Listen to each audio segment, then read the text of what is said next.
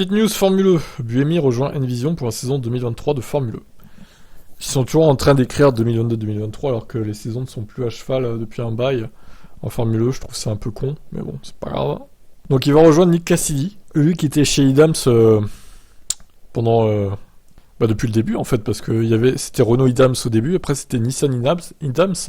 Donc du coup, il a jamais quitté cette équipe finalement.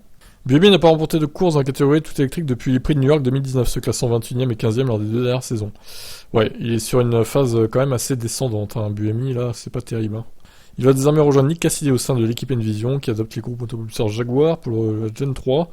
Donc la Gen 3, nouvelle monoplace, hein, plus puissante, qui vont arriver en 2023. Ça va être intéressant à suivre. Par contre, à ce moment, c'est moche, hein, il faut quand même le reconnaître. C'est un moment très intéressant pour être en Formule 1. Je suis impatient de commencer à piloter pour Envision la saison prochaine, déclare Buemi.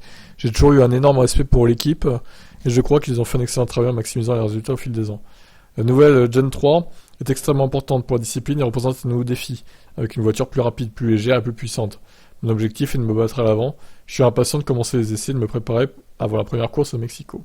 Le directeur de l'équipe, Sylvain Philippi, affirme que la signature de Buemi donne sa structure la confiance nécessaire pour se lancer dans la course au titre la saison prochaine. En tant qu'équipe, nous avons toujours pour objectif d'être aussi compétitifs que possible avec Buemi. Nous avons la certitude d'avoir l'un des meilleurs pilotes les plus rapides de la grille et les plus expérimentés également. Ce qui nous donne une grande confiance pour aborder la nouvelle saison.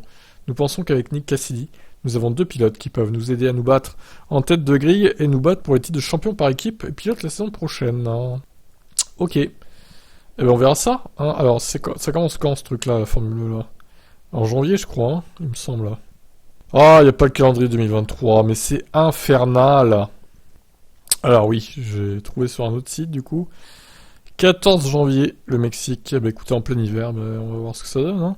Ce qui est bien avec la Formule 1, c'est que en général, les débuts de saison commencent avant la F1, donc on a de quoi s'occuper un petit peu. Avec la Formule I, c'est pas mal, c'est pas mal. Ça aurait été même top qu'elle soit à cheval entre 2022 et 2023, comme c'était le cas il y a encore quelques années. Que ça commence en décembre à la limite, et que ça se finisse en juin-juillet, quoi. Ça aurait été pas mal. Bon, on verra ce que ça donne. Et puis on verra si Buemi arrive à remonter la pente chez Envision. Mais ça va pas être simple, hein, parce que quand même, Envision, c'est pas les meilleurs non plus. Hein.